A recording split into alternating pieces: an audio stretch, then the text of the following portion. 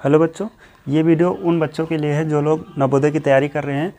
इससे पहले मैंने कुछ संख्याओं के बारे में बताया था, जैसे प्राकृतिक संख्या क्या होती है, पूर्ण संख्या, पूर्णांक संख्या है ना, सम विषम, ऐसे तमाम संख्याओं के बारे में बताया था। आज उसी से आगे थोड़ा पढ़ेंगे कि सहअभाज्य संख्याएँ क्या होती हैं, परिमेय संख्याएँ क्या होती है ना, अपरिमेय संख्याएँ क्या हैं, इन सब के बारे में सीखेंगे।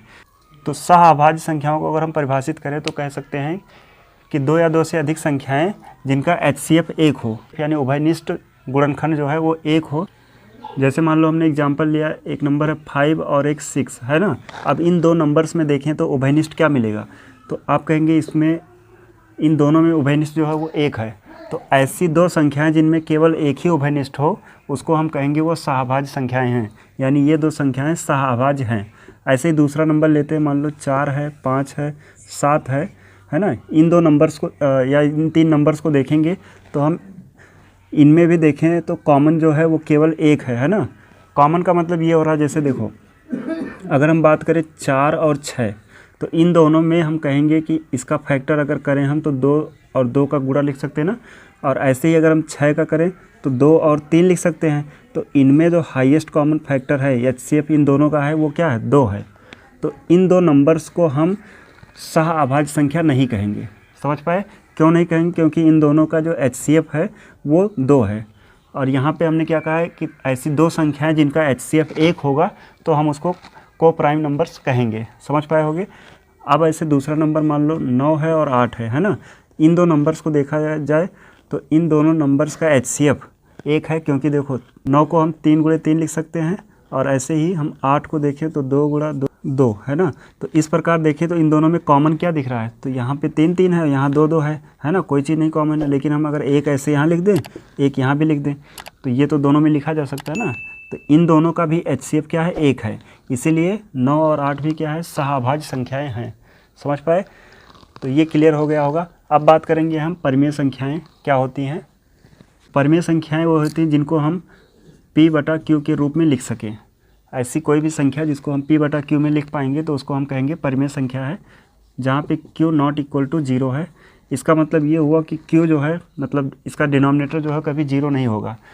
समझ पाए? तो ऐसे अगर एग्जांपल लें हम, तो ये जो नंबर लिखा है ये एक रेशनल नंबर यानी परिमेय संख्या है, क्योंकि ये P/Q के रूप में लिखा गया है। ऐसे ही कोई और भी नंबर ले सकते हैं।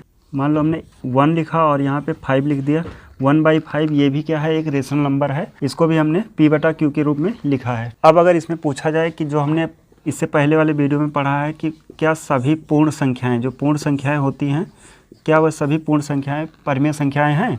तो पहले पूर्ण संख्या देखा जाए। पूर्ण संख्या हमने 1 0 1 2 3 4 ये सब पढ़ा था ना। तो देखो इन सब के नीचे हम ऐसे 1 चाहें तो लिख सकते हैं, है ना। इससे कोई इसमें अंतर नहीं आएगा। तो इसलिए जितनी भी पूर्ण संख्याएं हैं वो सभी क्या हैं, परिमेय संख्याएं हैं। ऐसे ही हमने प्राकृतिक संख्या भी पढ़ा था, है ना। प्राकृतिक संख्या 1 2 3 4 ऐसे डॉट डॉट, तो इन सब के नीचे भी तो 1 लिखा जा सकता है। तो इसका मतलब ये हुआ कि ये नंबर भी, यानी जितनी भी प्राकृतिक संख्या है वो सब क्या हैं, परिमेय संख्या हैं, क्योंकि इन सभी नंबर्स को हम P/Q के रूप में लिख पा रहे हैं। समझ पाए? तो जो भी नंबर्स हम इस फॉर्म में लिख पाएंगे उसको हम परिमेय संख्या कहेंगे। अब बात कर लेते हैं इरेशनल नंबर यानी अपरिमेय संख्याएं क्या होती हैं। तो ऐसे नंबर्स जिनको हम P/Q के फॉर्म में ना लिख पाएँ, यानी कोई भी नंबर अगर इस रूप में नहीं लिख पाएंगे तो उसको हम कहेंगे वो अपरिमेय संख्या है। तो अगर इसका हम एग्जांपल लें तो हम कह सकते हैं अंडर रूट के अंदर की जो संख्या है, जैसे √3 हो गया, है ना, 2 हो गया, √5 हो गया, ये सभी नंबर्स क्या होते हैं, इरेशनल यानी अपरिमेय संख्याएँ होती हैं। ऐसे ही अगर एक नंबर हमने लिख दिया रूट के अंदर 9, है ना, तो अब अगर हम इसको कहें ये अपरिमेय संख्या है तो ये गलत होगा, क्योंकि यहाँ पे हम इस रूट से 9 को 3 × 3 लिख सकते हैं ना, और ये रूट से बाहर आ जाएगा, 3 हो जाएगा। तो ये जो √9 है ये एक परिमेय संख्या है ना, क्योंकि 3 आया और 3 को हम 3/1 लिख सकते हैं। समझ पाए? ऐसे ही अगर हमने लिख दिया √7, है ना, अब इसको रूट से बाहर नहीं निकाल सकते, या तो निकलेगा तो इसका जो डेसिमल एक्सपेंशन होगा वो नॉन टर्मिनेटिंग रहेगा। तो इसको भी हम कहते हैं, ये जो संख्या है ये एक अपरिमेय संख्या है। ठीक है? तो अपरिमेय संख्या और परिमेय संख्या एक दूसरे के अपोजिट है ना। जिसको P/Q में लिख पाएंगे उसको हम परिमेय कहेंगे, और जिसको नहीं लिख पाएंगे इस फॉर्म में उसको हम अपरिमेय कह देंगे। एग्जाम्पल में हमने ये लिख दिया है। अब बात करते हैं वास्तविक संख्या यानी रियल नंबर्स क्या होते हैं।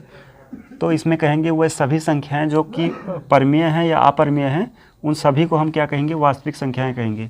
या दूसरे शब्दों में अगर कहें तो कि जितनी भी संख्याएं हमने पढ़ा है ना, इससे पहले वाले वीडियो में या अभी जो हमने पढ़ा है, इन सब को मिला के जो नंबर बना उसको कहते हैं वास्तविक संख्या। यानी वास्तविक संख्या के अंतर्गत सभी संख्याएं आ जाती हैं, ठीक है।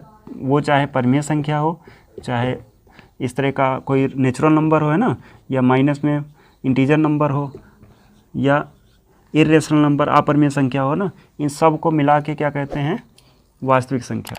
तो इस प्रकार हमने कुछ और संख्याओं के बारे में जान लिया है ना। इसके आगे हम लोग पढ़ेंगे कि कोई भी नंबर ऐसे हमको दिया है, मान लो ये नंबर हमें दे दिया गया है, अब पूछा जाए या और बड़ा कर दें इसको, है ना। अब ये पूछा जाए क्या ये नंबर 2 से डिविजिबल है या 3 से डिविजिबल है ना, ऐसे 4, 5, 6 से डिविजिबल है या नहीं।